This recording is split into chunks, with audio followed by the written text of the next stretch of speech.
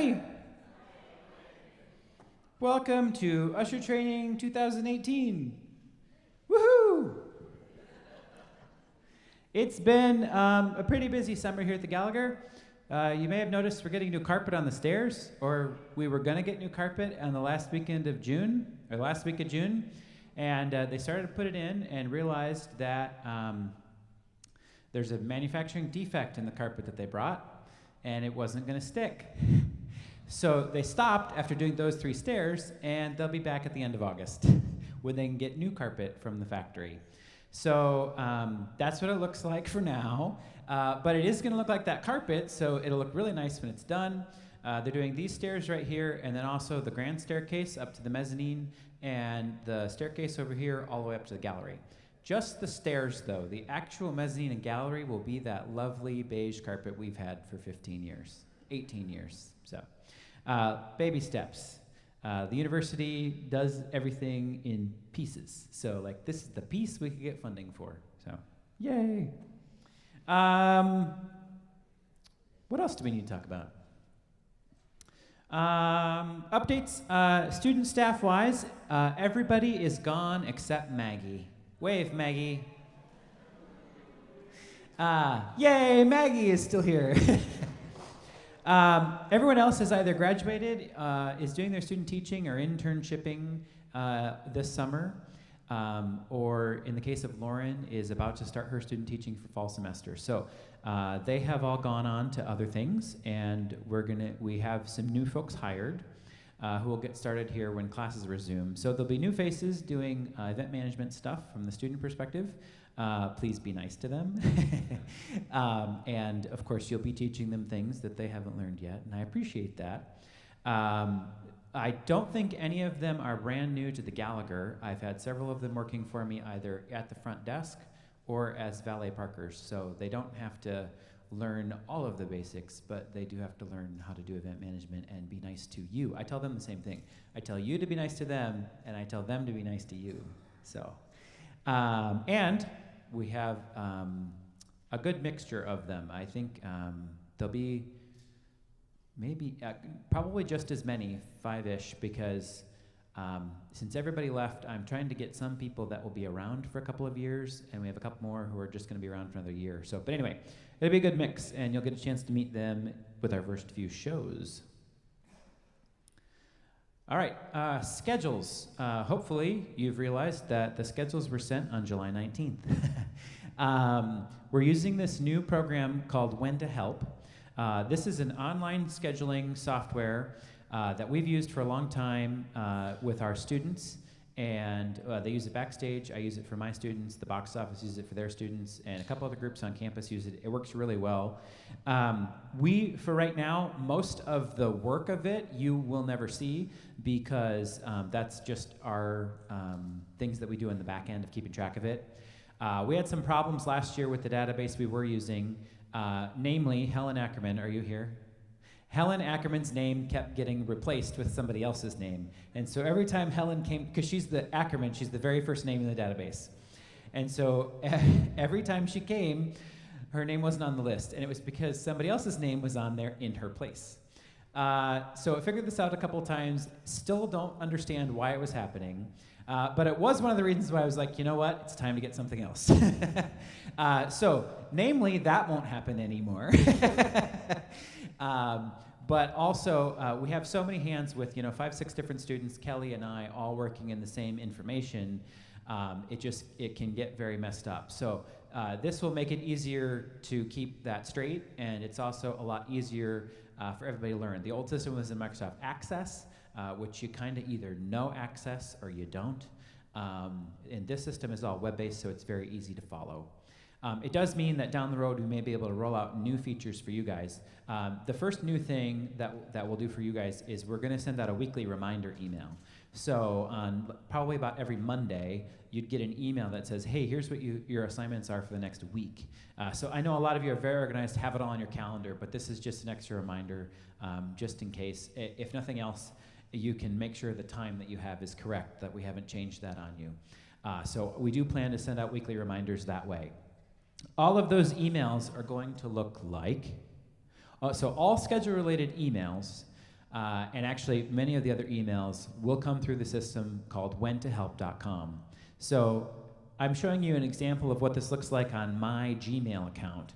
It's going to look a little bit different based on your email account and your email provider. But the basic thing is that it's always going to come from whentohelp.com. That auto-forward at mail.whentohelp.com is the email address it comes from. But if you hit reply, the email address that your reply goes to is our GB Ushers. So if you hit reply, it's going to plug in gbushers@uni.edu, and you can send us a message. So you can still reply to these, and they will come to our Ushers email account. Okay? And somebody checks that every day. Either myself, Kelly, or one of the students checks that account every day. And then it'll always have our little logo on it, Gallagher Booter and PAC, and then the information in the email will be below that. So this is an example of how I sent out the assignments and also what a reminder would look like. And it actually has the word reminder because that is, I can't edit that. That's automatically something that the software puts in there. But then I can write below it, where I put test, I can write any kind of text and information that I want. So this is the example of a reminder email. If we send out just a general email to you guys, the top part's going to look the same, but then the content is going to be whatever we type into it. So this is what we'd use to announce new shows have been added, or announcements that go out to the whole group. It's also very easiest to send announcements to just the people assigned a certain show. So if we had anything that way, this is a very easy way for us to send those announcements very quickly. And that's the biggest time savings for us. Right now, I moved I'm out of the camera shot. Sorry, those of you watching the video. I'm back. I'm only allowed to go, you can help me out. I can only go one seat that way and one seat that way. So if I go further, somebody wave at me.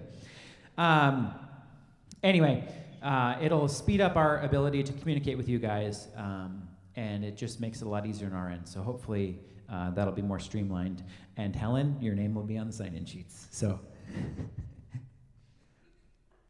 Okay, we are doing our annual update of your contact information. So you should have seen a pink piece of paper that has your information on it. Please look that over, make any changes right on that sheet if you need to make any changes. Otherwise, if it all looks good, just mark it okay. But everybody hand those back to Kelly and Maggie before you go tonight so that we can get those updated.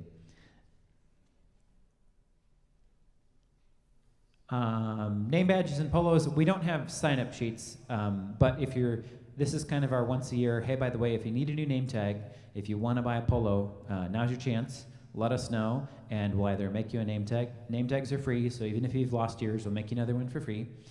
Just let us know. And on the polos, we don't have current pricing right now, but it's probably pretty consistent. I think around $25. And so let us know if you're interested. We'll get you the details. We are going to do a new group of ushers, probably in September is when we'll start that process. We'll have that first meeting, and so we'll definitely be doing an order for new folks that want to get stuff. So just let us know if you're interested. We'll get you on the list and make sure to get you included. Those are just the general housekeeping announcements. Now we'll get into a few training things that we want to go over. Just as an introduction to the year, and then we've got to do our annual safety stuff, and then our annual fire drill. So you'll remember most of this content. We've tried to freshen it up a little bit, so it's not the exact same thing every year, but there are, compliance-wise, there are things we have to cover annually now. So first up, a new kind of focus for the Gallagher this year is Steve had an idea a few months back about kind of our next kind of focus of things being customer service again. Not that we've been doing poorly. In fact, you guys are fantastic at customer service. You're the frontline customer service that everybody interacts with, and you do a great job. One of the things we're realizing is over the last 18 years, this building has become a lot more reliant on our patrons for funding than any other source of funds. In fact, the amount coming from the university has dwindled very much, and the university charges us back for a lot of things too. So if you really look at state support, it's very minimal now. And the support we have to do everything, including support the School of Music, comes from our patrons through buying tickets and through giving to our various funding campaigns.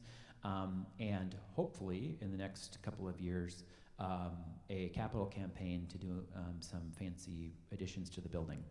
All of that is going to come from the patrons. So we don't want them to just feel like we're looking at them for money. We want to make sure that we're taking good care of them too. And so Steve had us all start watching a staff. We meet every couple weeks or over lunch, and we bring our own lunches. We're not eating off of your dime. And we talk about customer service. And we've been watching a show that is, we watch it off of Amazon, or not Amazon, yeah, Amazon. It's called The Shelbourne, and it's about a hotel in Scotland, very fancy hotel, very expensive hotel. It's about the staff. And the big thing is their customer service and their attention to detail and their look at how they take care of customers is really exceptional. And it's throughout their culture, and it's ingrained and has a long history, and so everybody just lives and breathes service at this place. And it's based in hotel hospitality. You've experienced some version of it no matter where you've been. So things we're looking at, one of the major takeaways of this that we'd like your help with is they do a lot to help people celebrate. So a lot of times people are staying with them for special occasions, birthdays, anniversaries, weddings, all sorts of special occasions. And we know through various anecdotal stories that people come to the Gallagher and see shows for special occasions too. We know people that come for their anniversary, they come for birthdays, they come, this is my Christmas present. I mean, we've all heard that, right? And so we'd like to try and help recognize that a little bit. Now, we're not gonna call them up on stage and embarrass them or do like the Texas Roadhouse saddle thing. But we're looking at tasteful ways that we can appreciate them. Ideas we've thought about is maybe a bouquet of flowers or a little box of chocolates on their chair or something like that. So tasteful, small things, just as like a recognition. So we're gonna start communicating out to folks that have bought tickets that, hey, if you let us know if you're celebrating a special occasion and we'd like to help you celebrate. And then it'll be kind of a surprise as to what we do.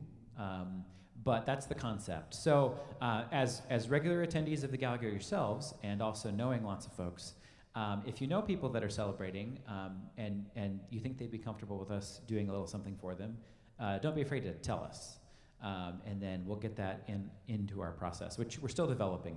So that's one way that you can help us with that. The other thing is we're going to do a little more programming on customer service.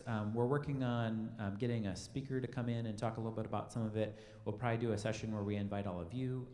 We're going to involve some of our campus colleagues as well, because we want to celebrate customer service and all the various ways that we can do that on campus, not just here at the Gallagher. So we're working on that. There was a speaker that we worked with at the Convention and Visitors Bureau back in March, April, May-ish. Who's very good, and so we're talking to her. She's from Iowa, so we'd be able to get her to come in sometime this fall, hopefully. Like I said, we're still working on that, so watch for that. And like I say, let me reiterate, you guys have always done fantastic of taking care of our patrons. The other thing is you are our customers as well, and so we will use all of these things to take care of you guys too. Thank you. I could talk on that all day, but we have a lot more to cover. Next up, ticket scanners. So partway through last year, they turned on a new feature in our Unitix system called an electronic ticket. And I'm sure some of you have seen this if you're working ticket scanners. The electronic ticket is basically what you see in that picture up there on somebody's smartphone device. So instead of printing off a paper ticket at home, they just have these showing on their screen. So the square barcode scans with the same scanner, just like it always has. You just there is a deal about being too close because of the glare of the phone screen. So you do have to have a pretty good distance of, and this actually same is true for tickets. I've said before you can be too close, but almost not too far away. You almost need about 8 to 10 inches of space between the phone and this to make it work better. Because what it's actually doing is this is a mini little camera that is taking a bunch of pictures of the barcode and processing it that way. So a little more distance helps it get a better shot. So I wanted to make sure everybody knew, because you may have seen a couple of these, but it is now in the system from the very beginning of this season, so we will likely see them more often. And basically, it's the same thing. There needs to be one of these for every ticket. So it's not scan one barcode and the whole group of 10 goes in. If they've got 10 people, there are 10 of those barcodes to swipe through on the phone and scan. And so you scan each one like you would scan each ticket. And also, if you had trouble for whatever reason, when we have paper tickets, we say, if you're having trouble, just go ahead and tear the barcode and we can deal with that later. That's not going to work for these, obviously. So what we would have to do is take the barcode numbers off of each one, which is this number to the right over there that starts with 121. That's the manual barcode number. So here's hoping that doesn't happen. But that also gives us a reminder to remind folks how they can manually enter a number on the scanner. So to the right-hand side of the screen here is a little thing that looks like a calculator. You press that, and it's going to bring you a number pad on the screen. And this is a touch screen. So you can start typing in those numbers. So 1, and they always start with 121, by the way. 121, 294. I'm not going to type it all in. That's enough, because it's not going to work. This is for a basketball game or football game. It's a football game back in October, so clearly that's not going to work today. But you type in those numbers. When you're done typing in the numbers, you press enter, and then it's going to show up in the line there, and you press the button that says validate. And you'll know that it's run through because it'll either then say go or stop. So hopefully you'll be able to scan those and not have to type them in manually. But because it's an electronic device, we don't have the option to tear it. Now, the other thing that I've seen, the way this gets sent to a person is still an attachment on an email. So I've seen them actually print off these things, and then they're giant pieces of paper with this enormous barcode that the scanner cannot read. Because it's supposed to be that big, not, a third of a sheet of paper. So if somebody were to bring in these as a full sheet of paper, I would just keep the entire thing and we can manually type in the barcodes after the show gets started. That's going to be the fastest way on those. You could try scanning it, but you're probably going to have to be like a foot away. Or more, probably more like 2 feet. Like put it on the floor and stand up here. We'll try that sometime. It sounds like a good idea. Okay, any questions on this kind of scanning? Yeah.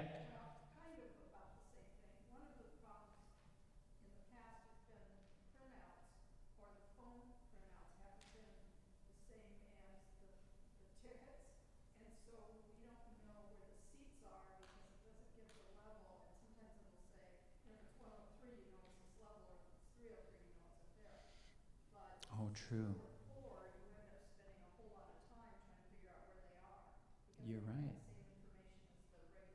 It does not have the level number.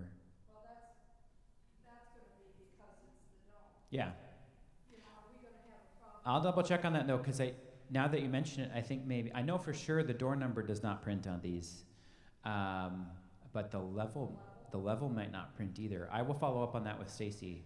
I didn't think about that, and nobody brought it up yesterday, so you get gold star for you guys. Okay.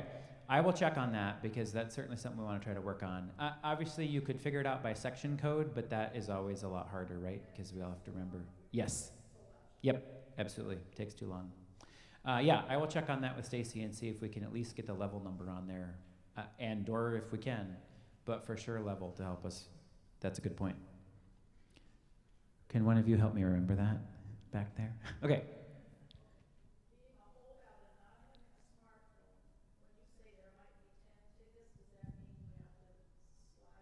Yes, you'd have to slide up. And what I would recommend is have them hold it out to you. You do the scanning and have them slide, because they'll know for sure which way their slides. Because the other thing is like this is an iPhone, but like the Android ones are different, and everybody's gonna be a little bit different. So I would have them run the phone and just hold up the barcodes for you. What was most important for me is that you understand that if there's 3 people, there's 3 barcodes, not one barcode that counts everybody. And that's it. The patron might not understand that either, depending on how familiar they are with technology. Hopefully, if they're confident enough to get their tickets on their smartphone, I would think they're pretty comfortable with technology, but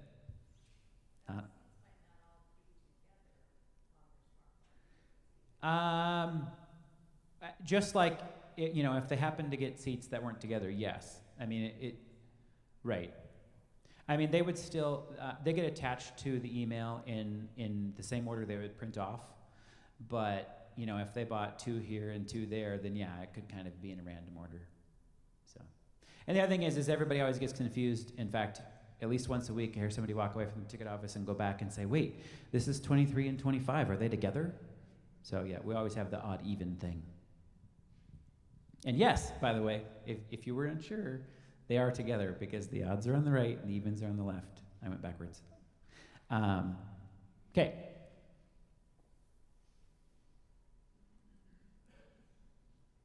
All right, one more note on the ticket scanner. Just a reminder, if the ticket scanner says stop, that is not a valid ticket for entry unless it is just stop already entered.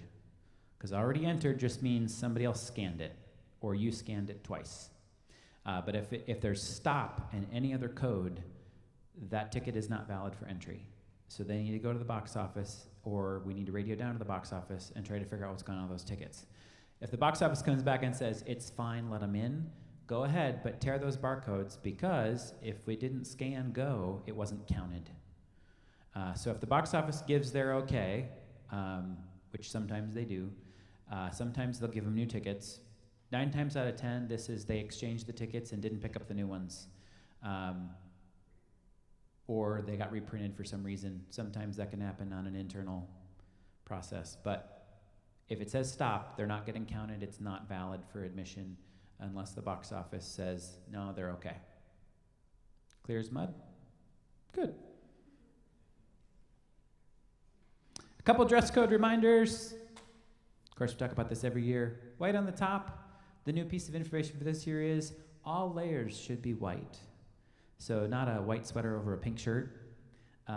If you're, you know, it's fine that you layer. We know this hall is generally cold, but all the layers should be white. And what's that? No, neckties can still be what I call appropriate. So like, you know, some people wear character ties for Kaleidoscope, think that's totally fine. Or appropriate with the holiday. That's kind of the last thing here, the accessories, or flair is another word I threw in there for fun.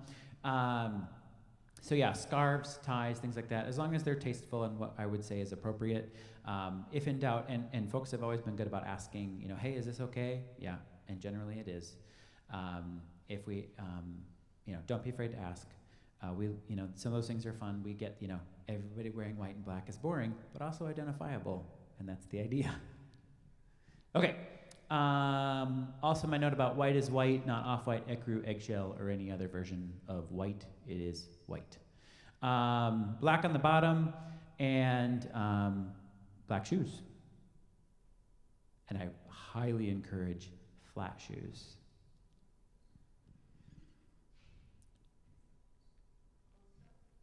Yes, closed-toed. Yes, thank you. Somebody brought that up yesterday. I forgot to put it on the slide. Okay, phone numbers for the Gallagher. We handed out a little green sheet just as a reminder of phone numbers, how to get a hold of us. If you have schedule changes or last-minute issues, you can't make it to a show. Really, as long as you leave a message at that first phone number, you're good. So if you have no time to kind of trace us down, as long as you leave a message at that first phone number, we will get it eventually, and we will make sure you get marked okay. If you really need to try to talk to us, feel free to work down those numbers. And leave messages or whatever, try to get all. The only thing that this eliminates from last year is I had another number that we called the house manager's cell phone. Problem was none of the house managers carried it, including myself. And so we decided, since nobody was carrying it and nobody was answering it, that probably wasn't a good choice. So I stopped it and I got rid of it. So if you call that number now, you might get some random person with a track phone, but it won't be the house manager. So that's why we did you a new sheet of numbers there. All right. Next slate of reminders is, remember, we're still working at intermission. And this is especially if you had to go to another floor or something to watch the show. You know, sold out shows, a lot of the, not extra jobs, but lobby, ticket taker, things like that, where there's not room for you at a door, have to go up to the gallery. Please come back down to your assigned area and help out. And I say, we say a minimum of 2 people at the doors, but at intermission, it's nice to have a third person because maybe one of the ushers needs to use the bathroom or something like that. We can rotate through. We want to make sure we have people in all areas and help. Folks down here with wheelchairs might need additional help at intermission to get in and get out. So we do ask that everybody come back. And also ticket takers. I've been hearing from some of the floor captains and a few other people that sometimes people feel as a ticket taker that once the show starts, their job is done. Let me reaffirm that that is not the case. We want you to be hosting folks throughout the show, along with your ushers as well.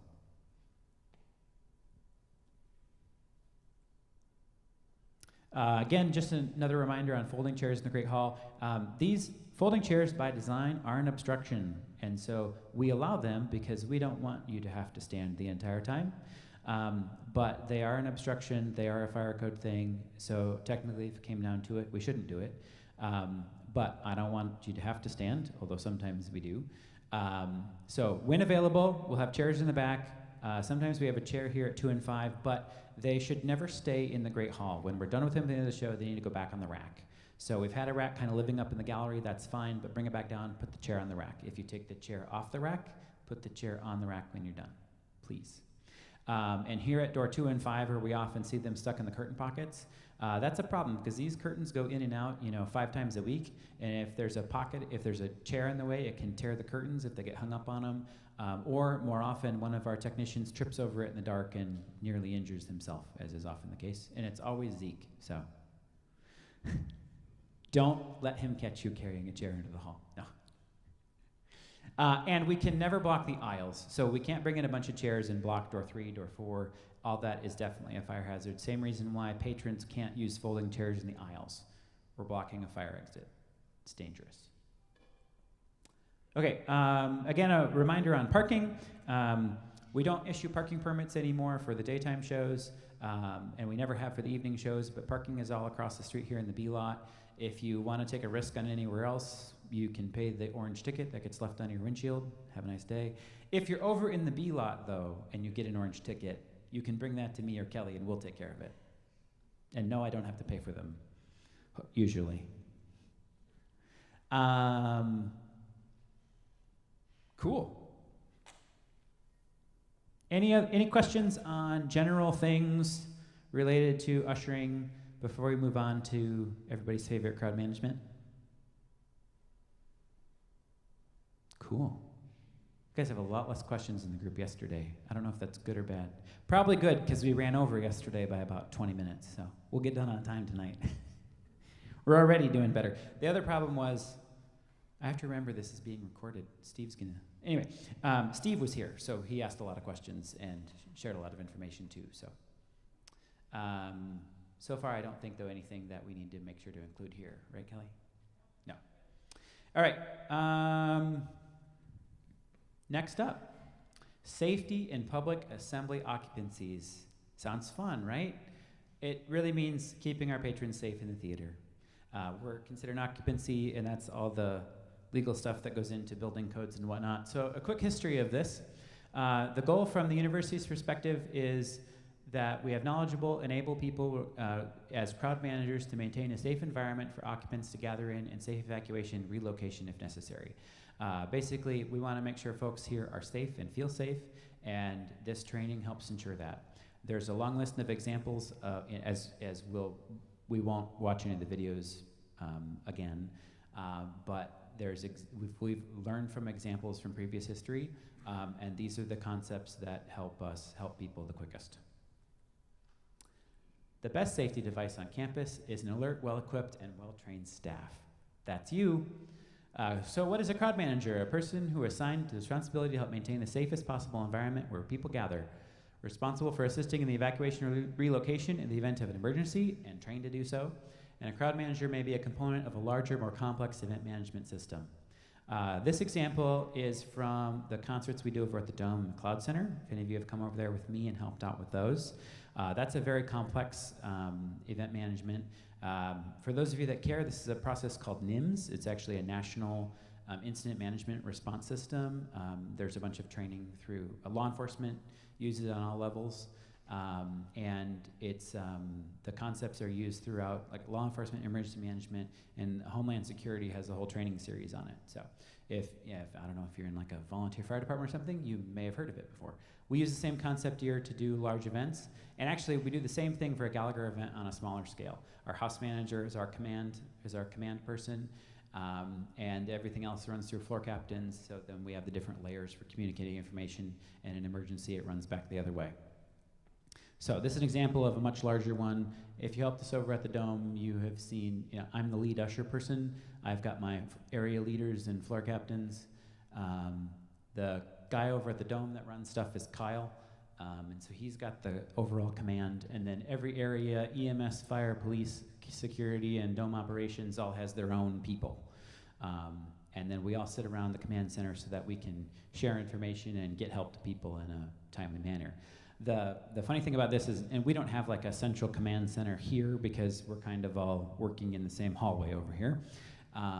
But the idea behind the whole concept is the people in incident command don't even have to be on site. We could be sitting at a conference table in Gilchrist and still run the event because all of our people on the ground are the ones communicating information back to us. We're just helping coordinate it. So, fun. Uh-oh.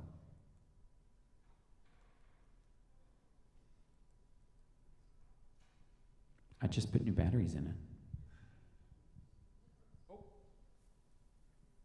Oh, that's right. It does a couple extra things that I didn't see. Okay. Crowd managers are required by International Fire Code, which has been adopted by the state and Cedar Falls. We are an area public assembly. The other ones on campus are Dome, McLeod, us.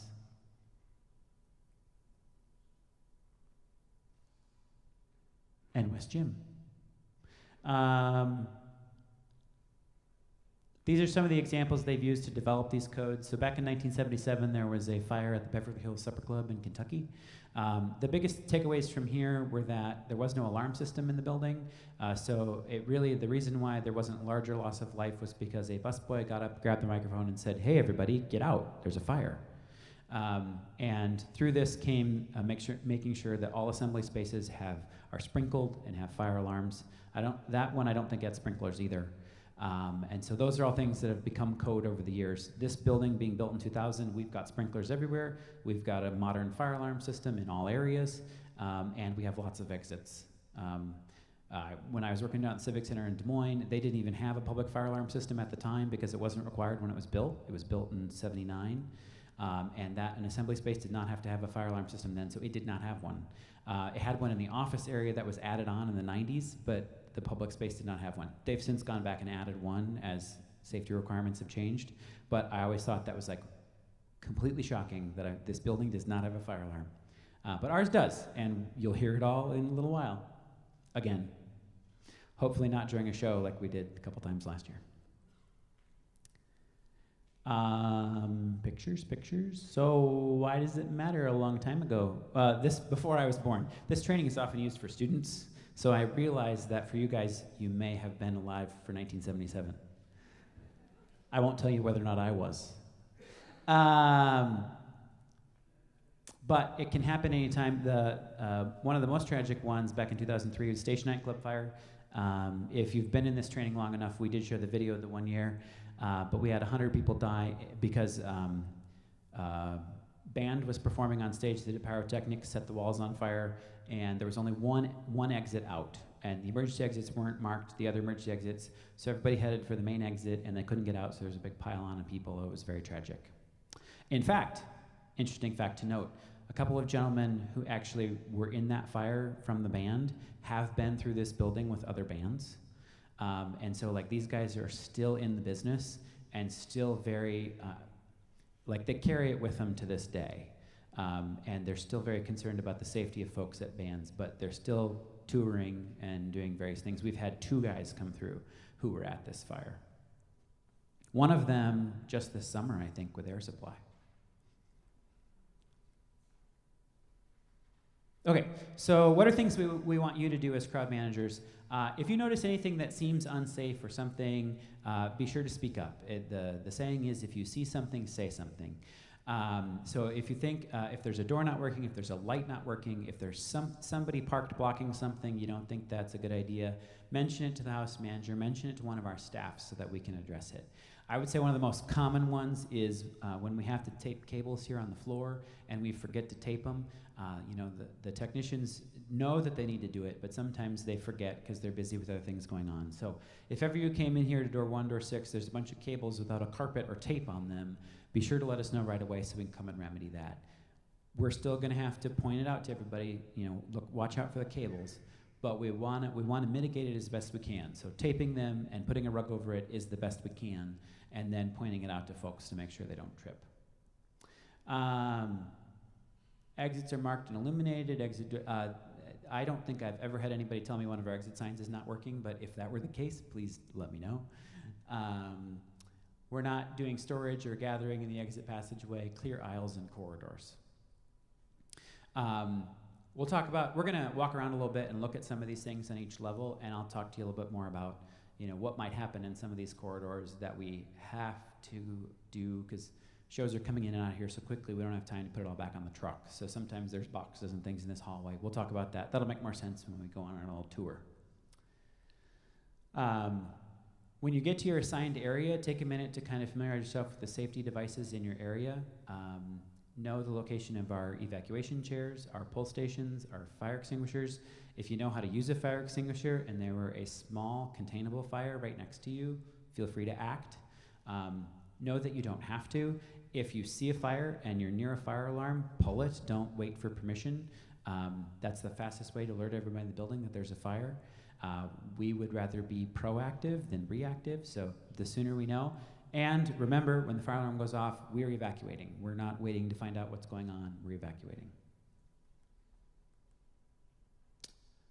Exits must remain clear and unobstructed. This is my 10-year-old photo of my failed fire inspection down in the basement. This is here at the basement of the Gallagher Blue Door. That door right there is at the bottom of that stairwell right back there. This is all of my bottled water that we bought and some tech equipment. I think he moved that plywood to completely block the door. We hadn't done that, but it's a good illustration of what not to do. We just had a fire safety walkthrough in June, and we had only one incident, and it was over at the School of Music, so that's their problem. I passed.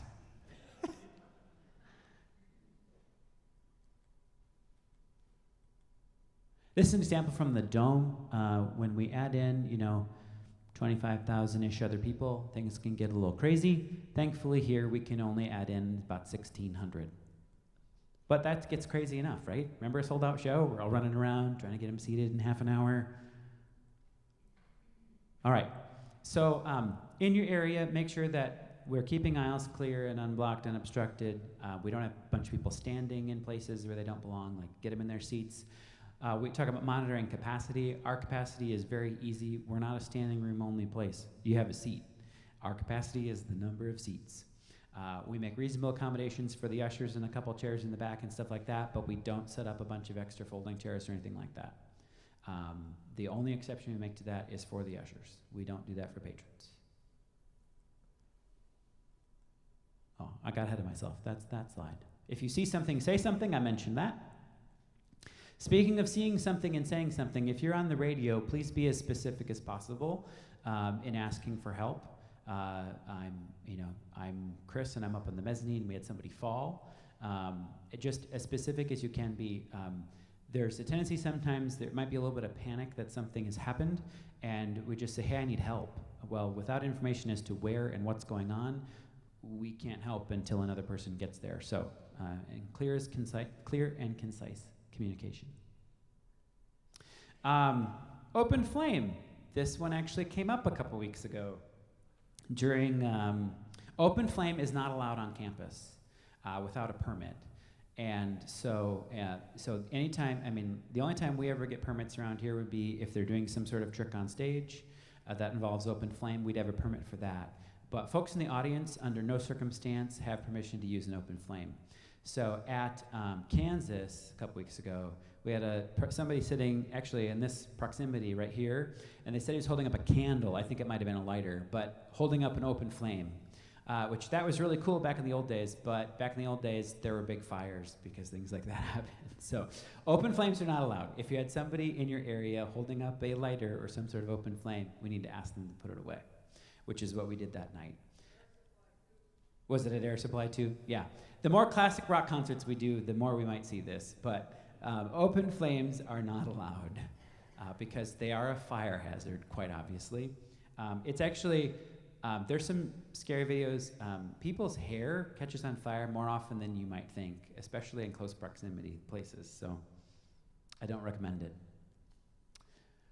What's your plan to get the crowd's attention? Thankfully, you don't have to worry about getting the crowd's attention. We have systems in place to do that. We have pre-recorded announcements we can play over the PA system, and Steve's happy voice saying, "Get out." Also, the fire alarm, although we know from experience that if there's music or something going on through the PA, you won't really hear the fire alarm, but you'll see the flashing lights. And what we find is folks generally understand that that's the fire alarm. What they're going to need to hear from you is that encouragement to go. Because people's general response to fire alarm anymore is, "Oh, what's that? Oh, it's the fire alarm." And then it's going to take you saying, "Okay, that's the fire alarm. We need to evacuate. So please follow me, or please follow that person." And just understanding or just encouraging them. They might ask, "Do you know what's going on?" "No, I don't, but I know when the fire alarm goes off that we evacuate while we figure out what's going on. So, please." So it's going to take that encouragement, and you don't have to be mean about it, but they do kind of need that validation and encouragement to get out. Yeah. Cold weather, access to coach on evacuation. We would never advise anybody to stop and get their coat, but we would be wasting time to stop them. So I'm not going to wait for my coat if the building's on fire. I hope you wouldn't either, but if people are stopping to do it, again, just encouraging them to keep moving is all we can do. Yep.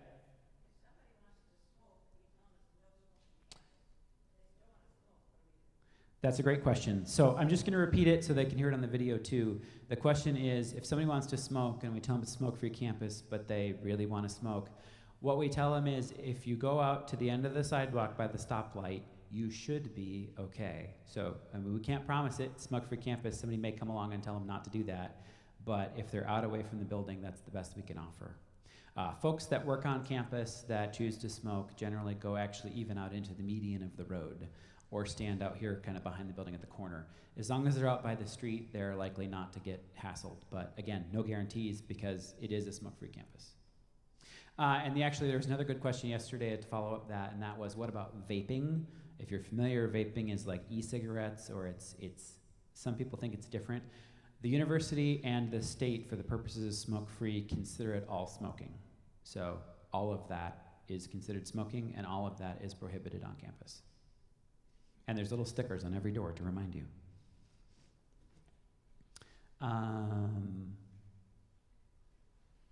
If a fire breaks out in your vicinity and the alarm isn't going off, sound the alarm. You don't have to wait for permission. Don't have to ask me, "Hey, should I pull the alarm?" Just go ahead and do it. Very few emergencies require evacuating the entire building, and that's true. We deal with smaller emergencies here at the Gallagher on a somewhat regular basis. Medical emergencies. We once had a missing person from Missouri show up in our lobby. So some of these other things happen from time to time. We do train, we train a lot of the staff on CPR and things like that. Many of you some are trained as medical professionals, some have various levels of CPR or first aid or things like that. And we say, it is not our expectation that you help with any of those situations, but respond as you feel comfortable and feel you're trained. So if you have CPR training, if you're a nurse and you're comfortable helping someone in that situation, we're not going to stop you. But don't feel like you're obligated to do so by us. Your job for us is to be an usher. We have folks trained who can deal with that. We can get emergency services to them as quick as possible. We're very thankful for those of you that step in. We did have an incident earlier this year where one of our ushers really helped a gentleman who was having some heart trouble. But again, that's your choice. If you are trained and want to help them, go ahead. But otherwise, just get more help. Yep.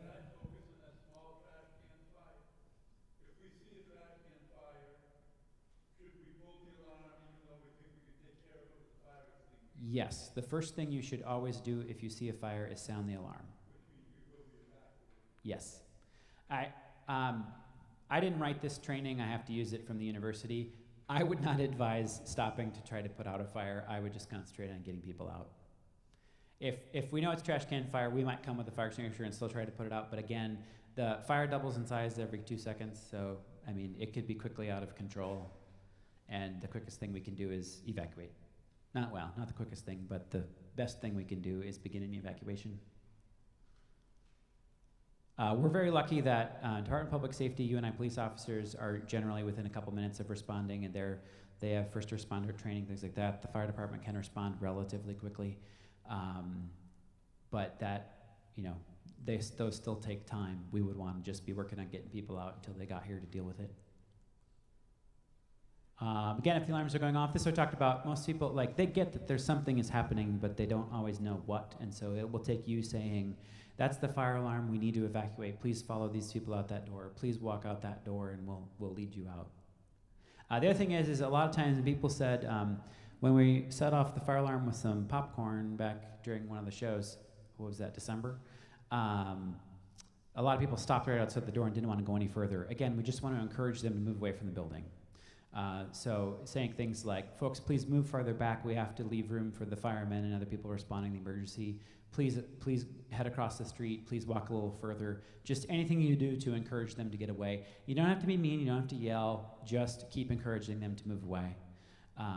And folks in wheelchairs, things like that, again, we would want to, at the very least, be across the driveway. But we want to get them over to the grassy area that we've talked about. But at least if we can get them across the street, that's progress. And it would leave room for the emergency responders if we did actually have a fire emergency going on. Because I'm telling you, those fire trucks are going to pull right up in front of the building if they're coming out. So we want to be out of their way as well. Your primary responsibility, should we be evacuating, is to direct people to a safe location. We don't need any of you to be heroes and go down with the ship, so to speak. I'm not going to do that either. I'm going to make sure everybody gets out, and then I'm going to follow you. I'm not a fireman, and I don't want to pretend to be. But one of the other things we talked about yesterday is a good reminder. If we have folks in special needs, wheelchairs, things like that, again, remember, try the elevator first. The way it is programmed is the elevator should continue operating if the fire alarm is sounding until there are actual fire and smoke and heat sensors right in the area of the elevator. As long as none of those sensors is sensing fire, the elevator should continue to operate. So first, I would try the elevator. And that should be reserved for only folks who absolutely need the elevator, cannot go down the stairs or use a wheelchair, and obviously cannot go down the stairs. So first off, try the elevator. If that's taking too long, or if that's not working for whatever reason, then you could move them into one of the escape stairwells, and you could use either the evacuation chair or have them wait to be rescued by the fire department. You would not have to stay with them. We're not asking you to stay with them. But please make sure to tell us that there's somebody in that location so we can make sure to get them help. Okay?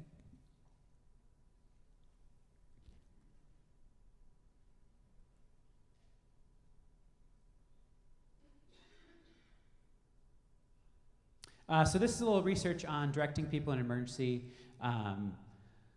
Most of the folks stay calm. Some people are a little bit confused. Some might be stunned. So like I say, generally people don't panic. Like there's, and we know this from experience, an alarm goes off. There's not a bunch of people going, oh my God, we're gonna burn. It's a lot of people going, what's that? Is that the fire alarm? It's just more of a confusion, like what's going on here? So again, it's just taking us, we know what that sound means. We know what we're gonna do, and that is begin the evacuation.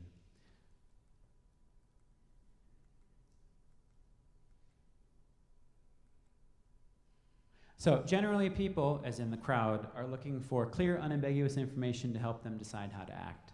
So it's just saying, confirm, yes, that is the fire alarm. We need to head out that door, and please follow the gentleman in the white shirt. Or please proceed up there and head out of the building, and we'll come back in as soon as we figure out what's going on. But again, just advising them that our training is, our policy is we need to go outside. And people will get it. The other thing would be if you did encounter a fire on the way out, you know the other ways to get out of this building because we've done training and you've been here for several years.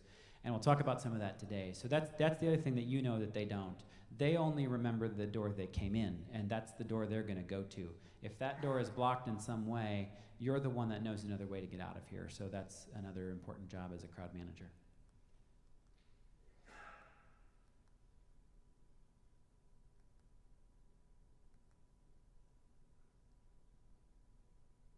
Okay, so our responsibility is to provide the safest environment possible for the occupants, recognize and report any safety hazards, be familiar with our evacuation signal and plan, direct people away from any hazards, and remember that our actions as crowd managers can be the difference between life and death in an emergency situation.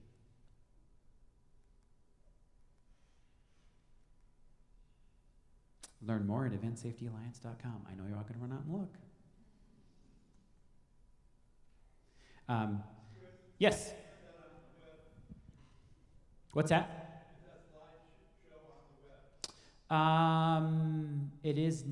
It might be. It comes from fire safety stuff through the campus. I'll check on that. If there is a link, I can share that with you guys. And that would be the full presentation, including some of the videos if you're interested in that kind of thing.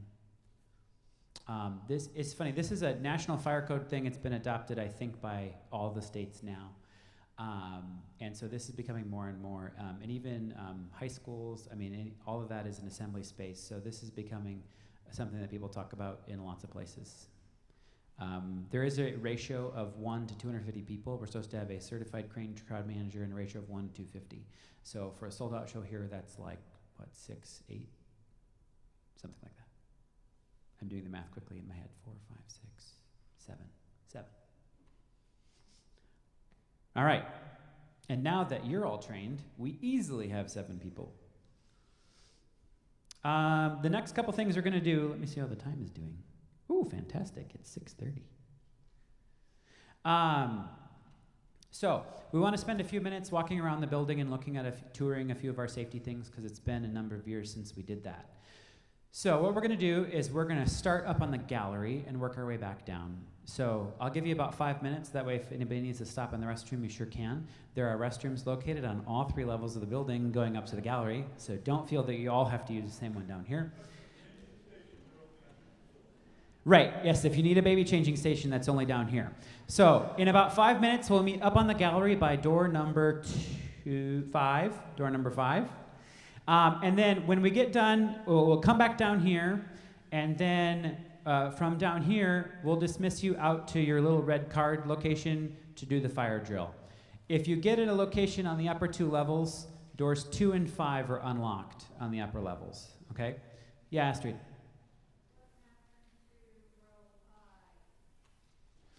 There's never been a row I because it looks like a number 1. No, it's the same as J. That's the reason. Yeah, there's not an I and there's not an O because it looks like a 1 and a 0. Okay, so we'll meet upstairs in the lobby of the gallery by door number 2 in about 5 minutes. Feel free to take the stairs or elevator, whichever is most comfortable for you. Maggie, stop the video.